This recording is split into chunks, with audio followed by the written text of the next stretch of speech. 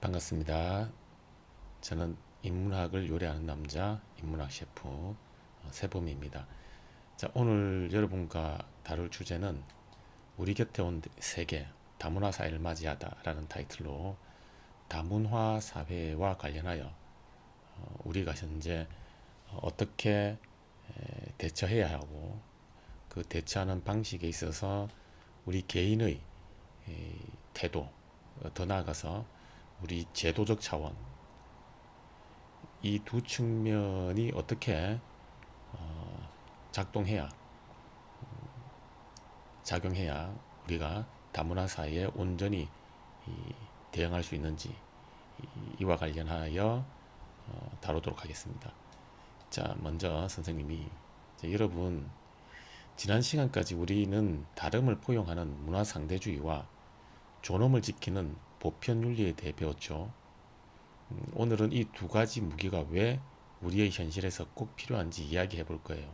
혹시 길을 걷다가 외국인 이웃과 자연스럽게 인사를 나누거나 외국 음식점에서 현지인이 요리하는 음식을 맛있게 먹어본 경험이 있나요?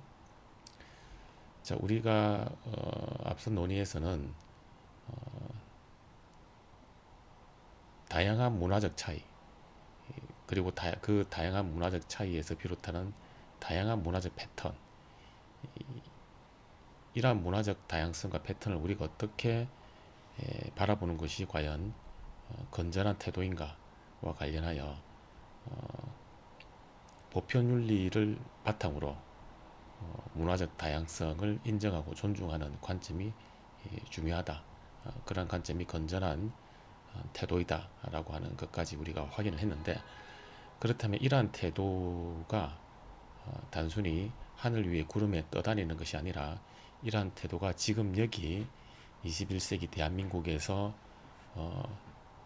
온전히 작동할 필요가 있다는 겁니다. 그 이유가 뭘까? 지금 대한민국은, 그리고 거의 지금 우리 대한민국은 단일 민족이라고 하는 그러한 흐름을 넘어서 다양한 민족들이 섞여서 소통하는 그러한 사회로 변화해 가는 기미가 상당히 보이고 있습니다. 따라서 우리는 불가피하게 다양한 문화권을 가진, 즉 다양한 문화 패턴을 접하면서 우리가 살 수밖에 없고, 이러한 과정에서 보편윤리의 바탕을 둔 문화적 다양성을 인정하는 그러한 관점이 실제로 작동할 필요가 있다라고 하는 것을 우리가 체감하게 되는 그러한 현실을 우리는 마주하고 있습니다.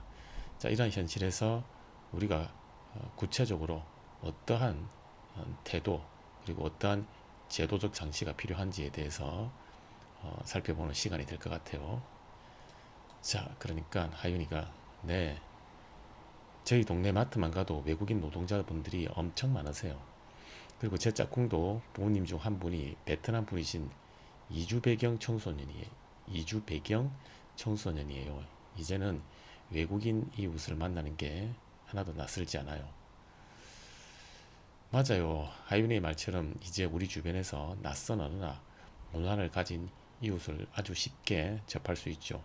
이처럼 세계화 영향으로 인구이동이 활발해지면서 서로 다른 문화적 배경을 가진 사람들이 함께 어울려 살아가는 사회를 무엇이라고 할까요? 자, 우리 일상에서 이제 우리는 이 하윤이의 경험처럼 단일 민족으로 더 이상 한국을 규정하기가 힘든 상황에 직면하고 있습니다. 즉 우리 하윤이의 경험처럼 우리 일상에서 다양한 외국인, 그리고 그 외국인이 가지고 있는 다양한 문화 패턴, 이러한 것들을 우리 일상에서 피부로 느끼고 있습니다. 자, 이러한 현상은 세계화로 인해서 인구 이동이 활발해지면서 서로 다른 문화적 배경을 가진 사람들이 이제는 함께 어우러져서 살 수밖에 없다. 즉 단일 민족이라고 하는 그러한 이 고정관념, 패러다임에서 우리가 이제 벗어나야 하는 그러한 상황을 직면하고 있다.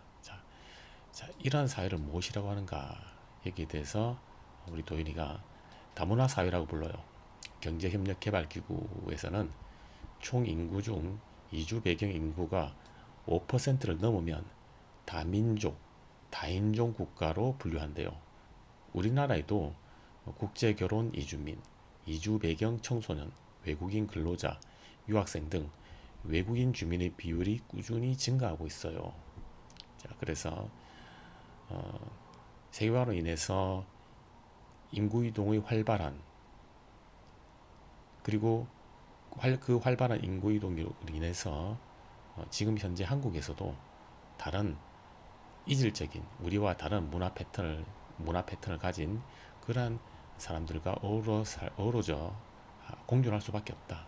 이런 사회를 우리가 다문화 사회라고 부르는데, 정확한 조금 더 정확한 개념에 다가가자면 OECD에서 규정한 것처럼 이주 배경 인구가 5%를 넘으면 다민족, 다인종 국가로 분류한다. 이렇게 규정하고 있습니다. 그래서 지금 세계화로 인해서 우리 21세기 현재 한국만 하더라도 이러한 단일 민족 패러다임이 깨지고 국제 결혼을 통해서 다양한 민족, 인종 간의 이 삶이 이루어지고 있고, 이 과정에서 우리 친구들 주변에도 그러한 다양한 인종, 민족을 배경으로 하는 친구들을 만날 수가 있습니다. 그리고 우리 한국인 근로자뿐만 아니라 우리 한국인 근로자와 함께 일하는 외국인 근로자, 그리고 교육기관에서 학문에 대해서 공부하러 온 유학생, 이러한 다양한 배경을 가진 외국인 주민의 비율이 꾸준히 증가하고 있고, 이 비율이 5%를 넘으면 OECD의 입장에 따르면 다민족, 다인종 국가로 우리가 분류를 한다. 결국 우리는 21세기 대한민국은 현재 다문화 사회로 진입하고 있다, 이렇게 볼 수가 있습니다. 자, 그래서 우리 도연이가 아주 정확하게 수치와 개념을 짚어주었네요. 국가 차원에서도 이러한 변화를 중요하게 생각해서 매년 5월 20일을 다양한 민족과 문화권 사람들이 서로 이해하고 공존하자는 취지로 세계인의 날로 지정해 기념하고 있답니다. 자, 그래서 우리 대한민국의 경우도 5월 20일을 투게더 데이, 세계인의 날로 규정하여 이러한 다민족 국가에서 어떻게 하면 우리가 단일 민족이라고 하는 그런 패러다임에서 한 걸음 더 나아가 다양한 이주 배경을 가진, 그로 인해서 다양한 문화 패턴을 가진 사람들과 공존할 수 있을까, 이걸 고민하는 시간을 가지려고 하는 흐름이 보이고 있습니다. 그 흐름 중에 하나가 바로 5월 20일 세계인의 날로 지정하여 대한민국 역시 그러한 다민족, 다인종 국가, 즉 다문화 사회로 진입하는 이 거대한 흐름에서 자유로울 수 없다. 어떻게 하면 우리가 다양한 문화 패턴들 사이에 공존을 확보할 수 있는가에 대해서 고민하고 있다는 걸 알 수가 있어요. 자, 그러니 민준아, 이제는 지구상에서 완벽하게 단 하나의 문화만 존재하는 사회를 찾기가 오히려 힘들어졌어. 이렇게 한 국가가 사회 속에서 인종, 종교, 언어, 국적 등 서로 다른 다양한 문화적 배경을 가진 사람들이 섞여서 함께 살아가는 사회를 바로 다문화 사회라고 부른단다. 그래서 우리가 다문화 사회에 대한 이 개념을 한 번 더 확인할 수가 있죠. 다양한 이주 배경을 가진, 그래서 그 문화 패턴 역시 다양할 수밖에 없는 그러한 구성원들이 함께 이루어가는 사회, 그 사회를 다문화 사회라고 한다. 그 다양한 문화적 배경의 뿌리에는 무엇이 자리 잡고 있는가? 바로 인종, 종교, 언어, 국적이 이질적이고 다양하다는 것입니다.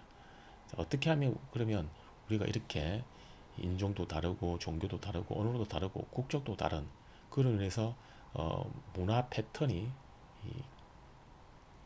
문화 패턴 역시 다양할 수밖에 없고 이질적일 수밖에 없고 그로 인해서 차이가 발생할 수밖에 없고 그러한 차이로 인해서 갈등의 여지가 남아있는 이러한 맥락 속에서 우리가 어떻게 이들과 함께 공존할 것인가를 고민해야 하는데 이러한 고민을 할 수밖에 없는 그러한 사회를 바로 다문화 사회다 이렇게 우리가 볼 수가 있습니다.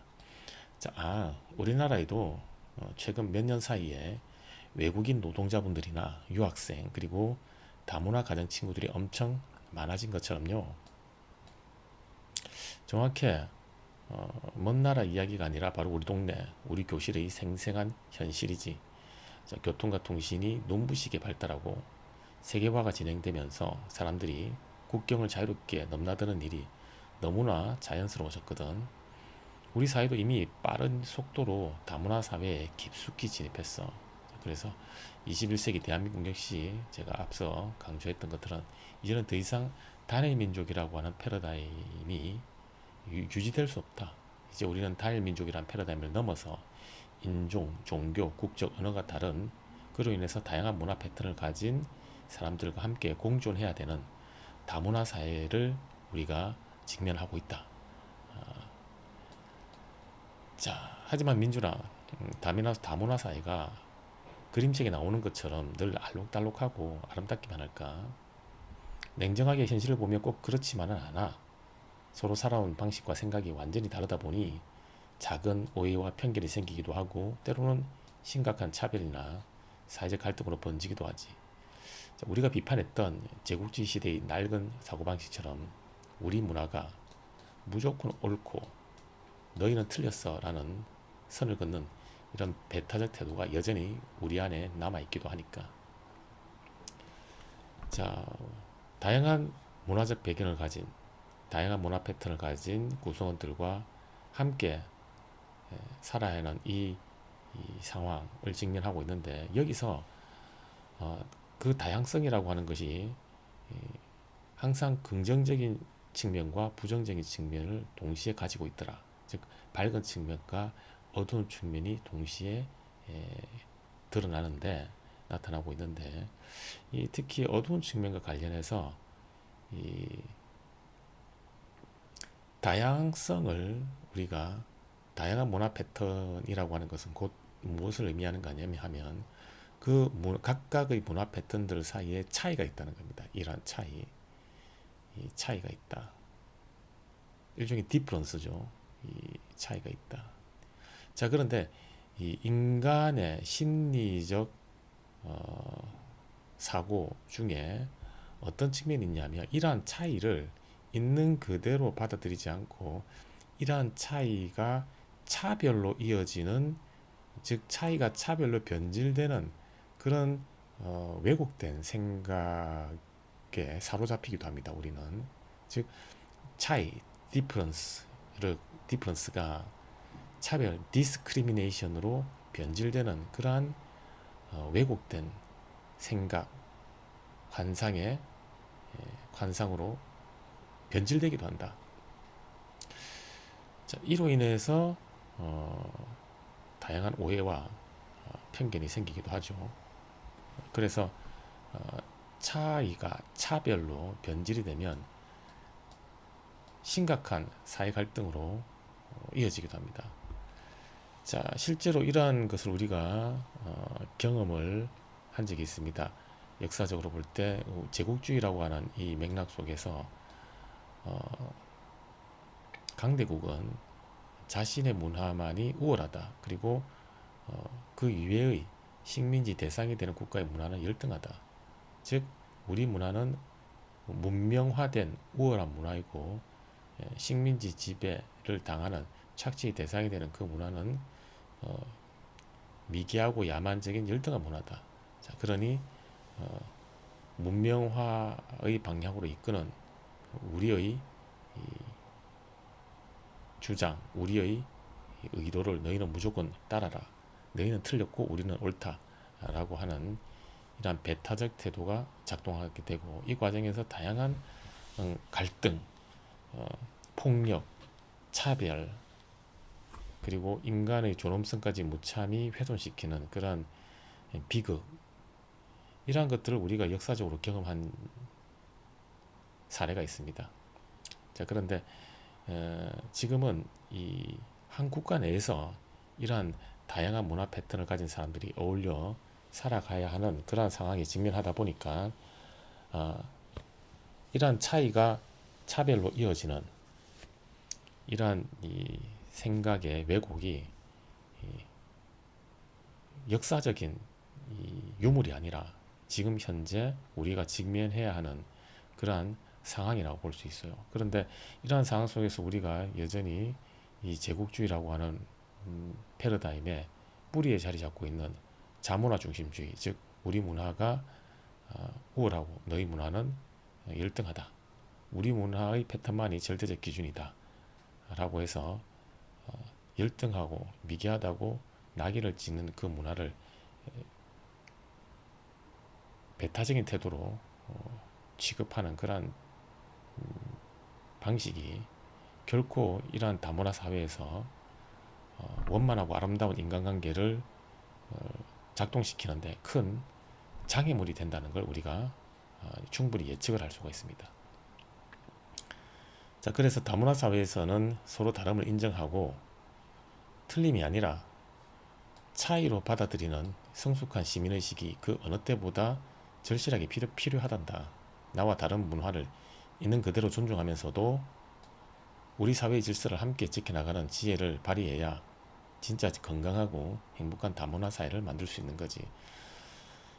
그래서 제가 한 번 더 강조하지만 이러한 다문화 사회에서 발생하는 이 생각의 왜곡 중에 하나가 바로 차이, 디퍼런스를 차별, 디스크리미네이션으로 변질시키는, 즉 뭔가 나와 달라, 우리와 다르다라고 하는 차이를 있는 그대로 받아들이지 못하고 그러한 차이를 차별로 변질시키는 왜곡된 생각이 빈번하게 작동을 하고 있습니다. 외모가 우리가 달라, 외모가 우리가 다르다. 예를 들면 자, 그런 것은 차이입니다. 자, 그런데 우리와 다른 외모를 가졌으니까 우리의 외모가 정상이고 너희 외모는 비정상이야. 우리 외모가 우월하고 너희 외모는 열등해. 우리 외모가 옳고 좋은 외모이며 너희의 외모는 옳지 않고 나쁜 그런 외모야. 이렇게 차이를 있는 그대로 받아들이지 못하고 차이가 차별로 이어진다는 겁니다. 차별로 이어진다. 자, 이렇게 차별로 이어지는 순간 우월하고 그리고 옳고 좋다라고 여겨지는 이 진영은 그렇지 않은, 즉 열등하고 옳지 않고 나쁘다고 그리고 비정상적이라고 여겨지는 이 반대 진영을 차별하게 되겠죠. 그리고 이러한 차별로 인해서 다양한 갈등, 그리고 심지어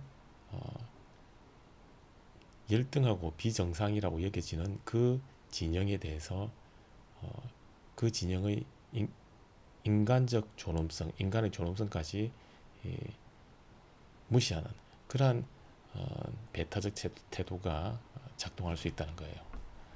자, 그래서 이 다문화 사회에서 우리가 다문화 사회가 가지고 있는 어두운 측면 중에 하나가 인간의 심리 현상 중에 뭔가 우리와 다르다, 뭔가 우리와 다르다 이러한 차이를 있는 그대로 받아들이는 것이 아니라 그러한 다르다라고 하는 것이 다르기 때문에 우리 것이 더 우월하고 너희 것은 더 열등하다는 차별로 이어진다는 겁니다.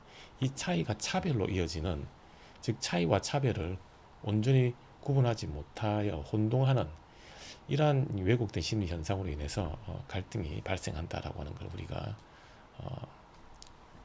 통찰할 수 있습니다.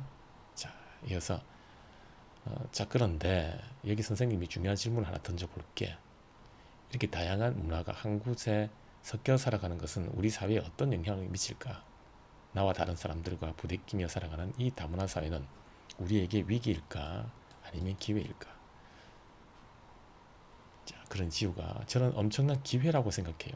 문화 측면에서 보면 다양한 문화가 공존하니까 우리가 경험할 수 있는 선택의 폭이 넓어져 일상이 풍요로워지잖아요. 자, 맞아요. 서로 다른 문화가 상호작용을 하면서 이전에 없던 제3의 문화를 새롭게 형성하기도 하니까요.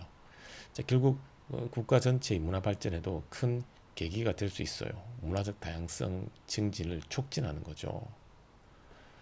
자, 그래서 이 다문화 사회는 밝은 면과 어두운 면이 있는데 그 밝은 면 중에 하나가 바로 이 제3의 문화를 우리가 구성 내지는 창조해낼 수 있다는 겁니다. 어,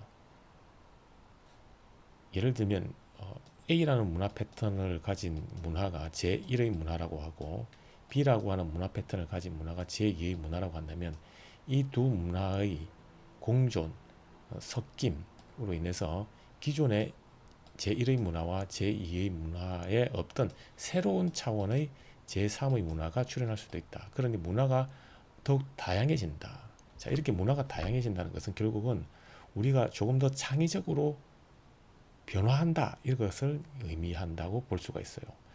기존의 패턴, 첫 번째와 두 번째 패턴 말고 이 두 패턴이 유기적으로 화학적으로 잘 융합, 섞여서 내지는 통섭하여 기존에 없던 패턴을 우리 인간이 생각하게 된다. 즉 이것은 제3의 문화가 상징하는 것은 현재까지의 사고 패턴에서 벗어나는 현재까지의 사고 패턴에 갇힌 상태가 아니라 현재까지 우리가 갖고 있던 사고 패턴을 넘어서는 새로운 형태의 사고 패턴을 우리가 구성해낸다, 창조해낸다 라고 하는 이 창의성의 측면으로 이어진다라고 하는 걸 우리가 알 수 있어요. 그래서 제3의 문화는 그저 기존에 없던 새로운 문화가 출현한다 이런 의미라기보다는 물론 그런 부분도 있지만 기존에 우리가 가지고 있던 사고 패턴에 갇혀서 전혀 생각하지 못했는데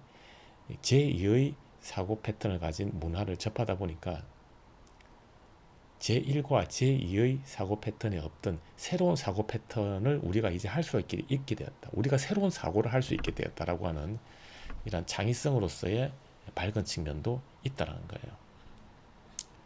자, 이어서 자, 문화적 관점에서 아주 훌륭한 장점들을 찾아냈네요. 그렇다면 시야를 조금 넓혀서 경제적 관점에서는 어떨까요? 현재 우리가 겪고 있는 가장 심각한 인구 문제와 연결을 지어 생각해 볼까요? 우리나라는 지금 저출생 고령화 현상 때문에 일할 청장년층 인구가 부족해서 큰 문제잖아요. 그런데 외국인 근로자나 우수한 인력이 유입되면 이런 노동력 부족 문제를 완화하고 경제를 활성화하는데 크게 이바지할 수가 있어요.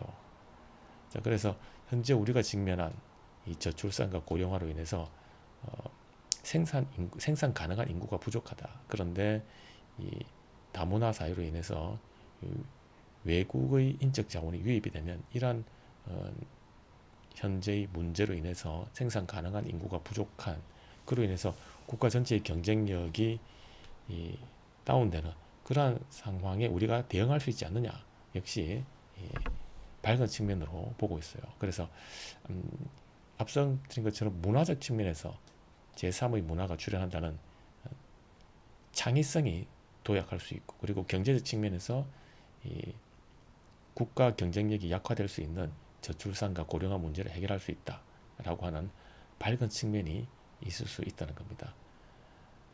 자, 특히 우리 경제적 측면과 관련하여 이 밝은 측면을 조금 더 밀도 있게 해석을 해보도록 하겠습니다. 정말 완벽한 분석입니다. 도현이가 말한 것처럼 다문화 사회는 우리의 문화적 삶을 다채롭게 해주고 경제적 어려움까지 해결해주는 소중한 기회가 맞아요. 방금 도현이가 우리 사회 전체의 이익과 효용이 커진다는 점을 아주 잘 짚어주었어요. 자, 그러니 지금 도현이의 관점은 고령화 저출산으로 인해서 생산 가능한 인구가 줄어들고 그로 인해서 국가 경쟁력이 약화될 수 있는데, 이 다문화 사회에서 외국의 인적 자원이 유입이 되면 이러한 문제를 해결하여 우리 국가 전체의 경쟁력이 우리 국가 전체의 경쟁력을 온전히 확보할 수 있다. 즉 사회 전체 이익과 효용이 커진다라는 관점에서 이 다문화 사회의 밝은 측면을 해석을 하고 있습니다. 자, 그런데 이 도연이 분석처럼 다문화 사회로 인해서 사회 전체 이익과 효용이 확보될 수 있다. 이러한 관점은 우리가 공리주의라고 하는 이 철학적 관점으로 해석을 할 수가 있는데, 이와 관련하여 조금 더 깊이 있게 살펴보도록 하겠습니다.